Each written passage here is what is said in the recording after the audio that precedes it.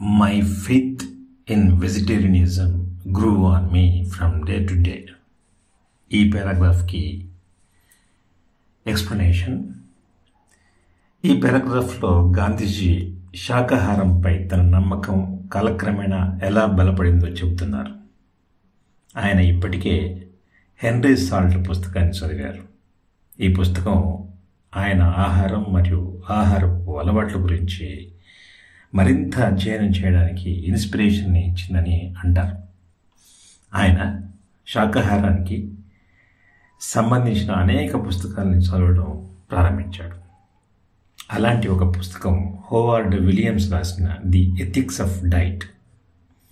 ఇది ఒక ప్రత్యేకమైన పుస్తకం, ఎందుకంటే ఇది పూర్వకాలం నుండి నేటి వరకు ఎంతోమంది ప్రసిద్ధ తత్వవేత్తలు మరియు రిలీజియస్ లీడర్స్ శాకాహారాన్ని ఎంత బిలీవ్ చేశారో ఇది వివరించింది. దీనిలో పైథాగరస్ మరియు జీసస్ వంటి పేర్లు ఉన్నాయి. శాకాహారానికి లోతైన స్పిరిచువల్గా మరియు ఫిలాసఫికల్ బ్యాక్గ్రౌండ్ ఉందని చూపిస్తుంది. అతను డాక్టర్ అన్నా కింగ్స్ఫోర్డ్ రాసిన the perfect way in diet పుస్తకాన్ని కూడా చదివాడు. అది అతని చాలా ఇన్స్పైర్ చేసింది. మరొక రచయిత డాక్టర్ అలిన్సన్ కూడా గాంధీజీకి ఇన్స్పిరేషన్ ఇచ్చాడు. అలిన్సన్ అనేవాడు ఒక డాక్టర్. ప్రజలు తమ ఆహారాన్ని చేంజ్ చేసుకోవడం ద్వారా జబ్బుల్ని నయం చేసుకోవచ్చని నమ్మాడు. అతను కూడా వెజిటేరియన్ మరియు తన పేషెంట్స్ కూడా వెజిటేరియన్ ఫుడ్ మాత్రమే ఇచ్చేవాడు. ఈ పుస్తకాలన్నీ చదవడం ద్వారా గాంధీజీకి ఆహారం మరియు దానిపై ఎక్స్పెరిమెంట్స్పై మరింత ఇంట్రెస్ట్ ఏర్పడింది. మొదట్లో మంచి హెల్త్ కాపాడుకోవడానికి ఆహారంపై ఆయన దృష్టి పెట్టారు, కానీ నెమ్మదిగా ఆయన మత విశ్వాసాలు వెజిటేరియన్ ఫుడ్ని ఫాలో చేయడానికి ప్రధాన కారణంగా మారాయి. ఆయనకు ఆహారం ఇకపై హెల్త్ గురించి మాత్రమే కాదు, ఇది స్పిరిచువల్ ఇన్స్ట్రుమెంట్గా కూడా మారింది. తర్వాతి paragraph, mean while my friend had not cease to worry about me. అక్కడి నుంచి నెక్స్ట్ పారాగ్రాఫ్స్ అన్నీ కూడా ఎక్స్ప్లెనేషన్. ఈ పారాగ్రాఫ్లో గాంధీజీ తన స్నేహితుడికి తన పట్ల ఎంత కేర్ తీసుకుంటున్నాడో దాని గురించి ఇక్కడ మాట్లాడాడు. అతని ఫ్రెండ్ తన పట్ల నిజంగా కేర్ చూపించాడు. మాంసం తినకూడదనే గాంధీ యొక్క కఠినమైన డెసిషన్ అతని ఆరోగ్యాన్ని ప్రభావితం చేస్తుందని ఆయన ఆందోళన చెందాడు. మాంసం తినకుండా గాంధీ శారీరకంగా వీక్గా మారతాడని, అంతకంటే దారుణంగా మాంసం తినడం సర్వసాధారణమైన ఇంగ్లీష్ సొసైటీలో అతను ఎప్పటికీ ఈక్వల్ కాకపోవచ్చని ఆయన నమ్మాడు. గాంధీ వెజిటేరియన్ ఫుడ్ గురించి పుస్తకాలు చదవడం ప్రారంభించాడని తెలుసుకున్నప్పుడు అతను ఇంకా ఆందోళన చెందాడు. గాంధీ ఈ అంశంపై ఎక్కువగా నిమగ్నమై ఉన్నాడని మరియు చదువు మరియు కెరియర్ వంటి తన నిజమైన లక్ష్యాలన్నింటినీ కూడా వాటిపై దృష్టిని కోల్పోయే అవకాశం ఉందని అతను భయపడ్డాడు.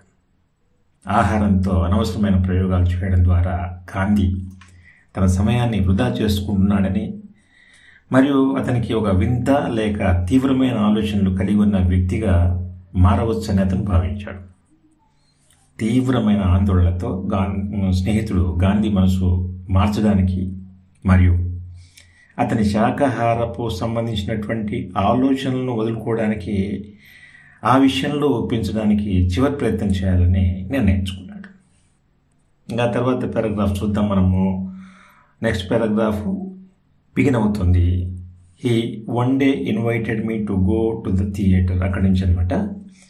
ఈ పారాగ్రాఫ్లో గాంధీజీ తన స్నేహితుడు మాంసం తినమని డిసీవ్ చేయడానికి ప్రయత్నించిన రియల్ లైఫ్ ఇన్సిడెంట్ని షేర్ చేసుకుంటున్నాడు. ఒకరోజు ఏమైంది, ఆ స్నేహితుడు అతన్ని ఒక థియేటర్ షోకి ఆహ్వానించాడు. ఆ తర్వాత అంతకుముందు వారు హెల్బోర్న్ రెస్టారెంట్లో విందు చేయవలసి ఉంది. ఇది గాంధీకి విలాసవంతమైన ప్రదేశంగా అనిపించింది. విక్టోరియా హోటల్లో బస్ చేసిన తర్వాత అతను విజిట్ చేసిన మొట్టమొదటి ఫ్యాన్సీ రెస్టారెంట్ అదనమాట.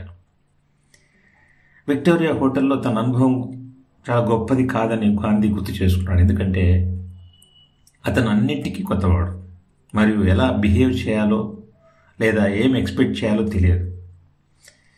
ఇంత గొప్ప ప్రదేశంలో ఆహారం గురించి ఏమైనా ప్రశ్నలు అడగడానికి గాంధీ చాలా షైగా ఫీల్ అవుతాడని మరియు వడ్డించింది నిశ్శబ్దంగా తింటాడని అతని స్నేహితుడు బహుశా భావించి ఉండవచ్చు. అక్కడ వారు బాగా దుస్తులు ధరించిన వ్యక్తుల పెద్ద సమూహంలో కూర్చున్నాడు మరియు మొదటి వంటకం సూప్ వడ్డించినప్పుడు అది దేంతో తయారు చేయబడిందో గాంధీకి అనుమానం వచ్చింది. అతను మాంసం తినడానికి ఇష్టపడినందున సూప్ వెజిటేరియనా లేదా అని చెప్పి తనిఖీ చేసుకున్నాడు. కానీ తన స్నేహితుడిని నేరుగా అడగడానికి బదులుగా వెయిటర్కి ఫోన్ చేసి తన గురించి వివరాలు అడిగాడు. అతని స్నేహితుడు దీన్ని గమనించాడు. అతనికి చాలా కోపంగా ఉంది మరియు ఇబ్బందిగా ఉందని చెప్పాడు. అతను గాంధీని టేబుల్ అవతల వైపు నుంచి బిగ్గరగా తిట్టాడు.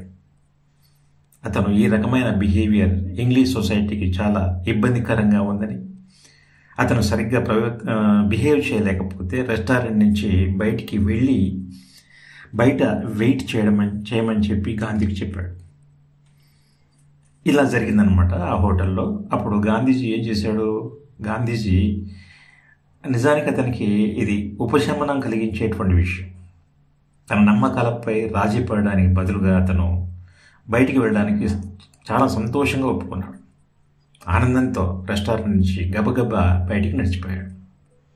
ఆ తర్వాత next paragraph, there was a vegetarian restaurant close by but it was closed. అక్కడి నుంచి స్టార్ట్ అవుతుంది. హోల్ బోర్న్ రెస్టారెంట్ నుంచి బయటికి వచ్చిన తర్వాత గాంధీ తినడానికి ఒక శాకాహార స్థలాన్ని ఫైండ్ అవుట్ చేయడానికి ట్రై చేశాడు. కానీ అన్ఫార్చునేట్లీ అది మూసివేయబడింది. కాబట్టి అతను ఆ రాత్రి డిన్నర్ని స్కిప్ చేశాడు. డిన్నర్లో ఇబ్బందికరమైన ఇన్సిడెంట్ జరిగినప్పటికీ అతను ఇప్పటికీ తన స్నేహితుడితో థియేటర్కి వెళ్ళాడు. ఇంట్రెస్టింగ్గా అతని స్నేహితుడు అంతకుముందు జరిగిన దాని గురించి ఒక్క మాట కూడా మాట్లాడలే. గాంధీ కూడా ఏమీ అనలేదు. ఆ క్షణం గడిచిపోయిందని అతనికి తెలుసు మరియు ఎక్స్ప్లెయిన్ చేయడానికి ఇంకేమీ లేదు అక్కడ. అతను ఈ సంఘటనను వారి చివరి ఫ్రెండ్లీ ఫైట్గా పిలుస్తాడు. ఇద్దరు స్నేహితుల మధ్య ఒక చిన్న వివాదం, కానీ ఈ వాదన వారి స్నేహాన్ని దెబ్బతీయలేదు. ఇది మనం గమనించాల్సిన విషయం. నిజానికి తన స్నేహితుడి చర్యల వెనుక ఉన్న ప్రేమ మరియు ఆందోళనను తాను అర్థం చేసుకున్నానని గాంధీ చెప్పాడు. వారు విభేదించినప్పటికీ అతని స్నేహితుడి ఉద్దేశం మంచిదే. ఇది గాంధీని మరింత గౌరవించేలా చేసింది. అయినప్పటికీ తన స్నేహితుడికి భరోసా ఇవ్వడానికి ప్రయత్నించాలని గాంధీ భావించాడు.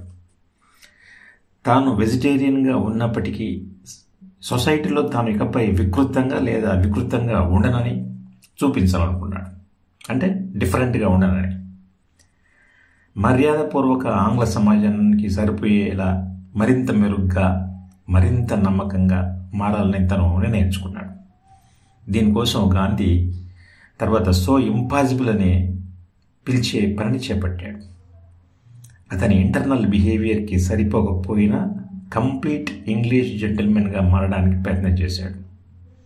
ఆ తర్వాత next paragraph, the clothes after the Bombay cut that I was wearing where I thought. ఈ పారాగ్రాఫ్ ఇక్కడ స్టార్ట్ అవుతుంది. ఈ పారాగ్రాఫ్లో గాంధీజీ తన రూపాన్ని ఒక ఇంగ్లీష్ జెంటిల్మెన్ లాగా ఎలా మార్చుకోవడానికి ప్రయత్నించాడో వివరిస్తున్నాడు. బొంబాయి నుండి తెచ్చిన భారతీయ స్టైల్ క్లోత్స్ ఇంగ్లీష్ సొసైటీకి తగినవి కావని అతను భావించాడు. కాబట్టి అతను కొత్త పాశ్చాత్య దుస్తులు కొనడానికి లండన్లోని ఆర్మీ మరియు నేవీ దుకాణాలకు వెళ్ళాడు. అతను చిమ్నీ పాట్ టోపీ ఉన్నంటే ఉన్నత తరగతి పెద్ద మనుషులు ధరించేటువంటి పొడవైన నల్ల టోపీ అనమాట అది కూడా కొన్నాడు. దాని వల్ల 19 షిల్లింగులు. ఆ రోజుల్లో అది చాలా ఎక్కువ డబ్బు. కానీ అతను అక్కడితో ఆగల.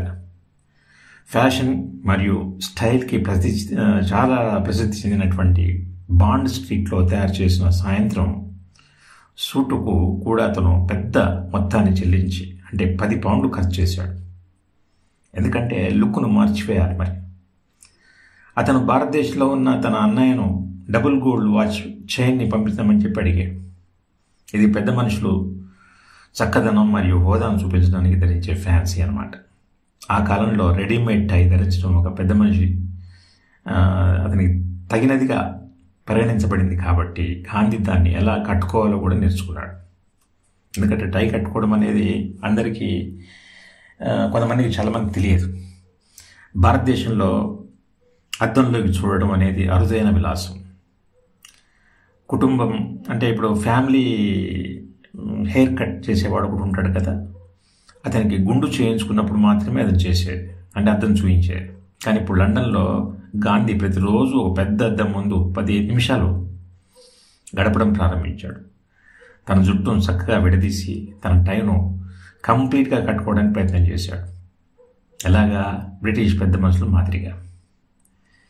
ఇక ఆ తర్వాత ఈ పేర హాస్యాస్పదంగా అతను బ్రిటిష్ ఉన్నత సమాజంలో ఎంత దూరంగా ఎంతలా ఇమిడిపోయాడో చూపిస్తుంది. ఈ విషయం అతని సహజ సింప్లిసిటీకి విరుద్ధంగా ఉన్నప్పటికీ అతను అంటాడు, my hair was no mean soft and every day it meant regular struggle అని. ఆ పారాగ్రాఫ్కి మనం ఇప్పుడు చూద్దాము. ఈ పారాగ్రాఫ్లో గాంధీజీ తన రూపాన్ని, ముఖ్యంగా తన జుట్టును కాపాడుకోవడం ఎంత కష్టమో వివరిస్తూ ప్రారంభించాడు. ప్రతిరోజు దాన్ని యథాస్థానంలో ఉంచడానికి అతను బ్రష్తో ఇబ్బంది పడాల్సి వచ్చింది. మరియు అతను తన టోపీని ధరించినప్పుడల్లా లేదా తీసివేసినప్పుడల్లా అతను తన జుట్టును సర్దుబాటు చేసుకోవడానికి సహజంగానే జుట్టును పైకి లేపేవాడు. ఆ తర్వాత దాన్ని గౌరవనీయమైనటువంటి ఇంగ్లీష్ సొసైటీలో సింపుల్గా కనిపించే ఒక సివిలైజ్డ్ హ్యాబిట్ అని చెప్పి పిలుస్తాడు. కానీ బట్టలు మరియు హెయిర్ స్టైల్ మార్చడం సరిపోలేదు. ఒక ఇంగ్లీష్ జెంటిల్ మ్యాన్ నుండి ఆశించే నైపుణ్యాలు మరియు మర్యాదలను కూడా అభివృద్ధి చేసుకోవాలని గాంధీ భావించాడు. ప్రజలు అతనికి డాన్స్, ఫ్రెంచ్ మరియు వాక్చాతుర్యం అంటే ప్రజా ప్రసంగం యొక్క కళ నేర్చుకోవాలని సలహా ఇచ్చారు. అతను యూరప్ అంతటా ప్రయాణించాలనుకున్నాడు మరియు ఫ్రెంచ్ ఒక సాధారణ భాష కాబట్టి అతను దాన్ని ఉపయోగకరంగా భావించి అంగీకరించాడు. ఆ తర్వాత అతను ఒక డాన్స్ క్లాస్లో చేరాడు. ఒక టర్ముకు 3 పౌండ్లు చెల్లించాడు. 3 వారాల్లో 6 లెసన్స్ నేర్చుకున్నాడు. ఆ తర్వాత అతను కేవలం తాను డాన్సు చేయలేనని చెప్పి గ్రహించాడు. ఆ తర్వాత మ్యూజిక్, దాంట్లో కూడా అతను లయ అతనికి కుదరలేదు. ఆ తర్వాత అతను కొంచెం డిసప్పాయింట్ అయ్యాడు. వదులుకునే బదులు అతను ఒక కథలోని ఏకాంత వ్యక్తిలాగా సమస్యను పరిష్కరించడానికి ప్రయత్నం చేశాడు. అతను ఒక అలవాటుకు మద్దతుగా కొత్త విషయాలను పొందుతూనే ఉన్నాడు. ఇది మరింత సంక్లిష్టతలకు దారితీసింది. ఇదే విధంగా గాంధీ తన సంగీత భావాన్ని మెరుగుపరుచుకోవడానికి వైలిన్ నేర్చుకోవాలని భావించాడు. కాబట్టి అతను ఏం చేశాడు, వైలిన్లోని కొన్ని సంగీత పాటల కోసం చాలా డబ్బు ఖర్చు చేశాడు. ఆ తర్వాత అతను ఒక గినియా చెల్లించి, ఆ సమయంలో పెద్ద మొత్తం గినియా అంటే, వక్తృత్వ తరగతుల్లో చేరాడు. అతని గురువు బెల్ యొక్క స్టాండర్డ్ ఎలక్యూషనిస్ట్ని సిఫార్సు చేశాడు. ఇది గాంధీ పిట్ ప్రసంగంలో చదవడం ప్రారంభించిన పాఠ్య పుస్తకం. కానీ ఈ సమయంలో అతనిలో ఏదో క్లిక్ అయింది. అంటే దీన్నే స్వీయ సాక్షాత్కారం అని అంటారు. ఆ క్షణం అతని మనసులో మిస్టర్ బెల్ ఒక గంట మోగించాడు అనిపించింది. అతను తనను తాను ఇలా ప్రశ్నించుకున్నాడు, నేను నిజంగా ఇవన్నీ చేయాల్సిన అవసరం ఉందా? నేను ఎప్పటికీ ఇంగ్లాండ్లో నివసించబోవడం లేదు కదా, కాబట్టి డాన్స్ ఎందుకు నేర్చుకోవాలి, మ్యూజిక్ ఎందుకు నేర్చుకోవాలి, ఇలా ఎందుకు ఉండాలి? వయలిన్ లేదా పరిపూర్ణ వాక్చాతుర్యం నేర్చుకోవడం నన్ను నిజంగా పెద్ద మనిషిగా చేయగలదా అని అనుకున్నాడు. తాను LAW స్టడీ చేయడానికి ముందు, ఆ తర్వాత మరియు ఇన్సఫ్ కోర్టుకు అర్హత సాధించడానికి ఇంగ్లాండ్కు వచ్చానని అతను గుర్తు చేసుకున్నాడు. అతని పాత్ర అతన్ని ఒక పెద్ద మనిషిగా చేస్తే చాలు, లేకపోతే అతను తన ఆశయాన్ని పూర్తిగా వదులుకోవాలని నిర్ణయించుకున్నాడు. ఈ ఆలోచనలు అతనికి చాలా క్లారిటీని ఇచ్చాయి మరియు అతను వెంటనే వాటిపై చర్య తీసుకున్నాడు. అతను తన వాక్చాతుర్య ఉపాధ్యాయుడికి పాఠాలను రద్దు చేయమని గౌరవప్రదంగా లేఖ రాశాడు. అతను డాన్స్ టీచర్ విషయంలో కూడా అలాగే చేశాడు. అతను స్వయంగా వయలిన్ ఉపాధ్యాయుడిని సందర్శించి ఎంత ధరకైనా వయలిన్ నమ్మమని కోరాడు. ఆమె చాలా కైండ్ హార్టెడ్ కాబట్టి అతని నిజాయితీని ప్రశంసించింది. అతని విలువలకు కట్టుబడి ఉండమని కూడా ప్రోత్సహించింది. గాంధీజీ ఈ గుడ్డి వ్యామోహం దాదాపు 3 నెలల పాటు కొనసాగిందని, కానీ బాగా దుస్తులు ధరించే అలవాటు అతనిలో ఎక్కువ కాలం ఉండిపోయిందని చెప్పారు.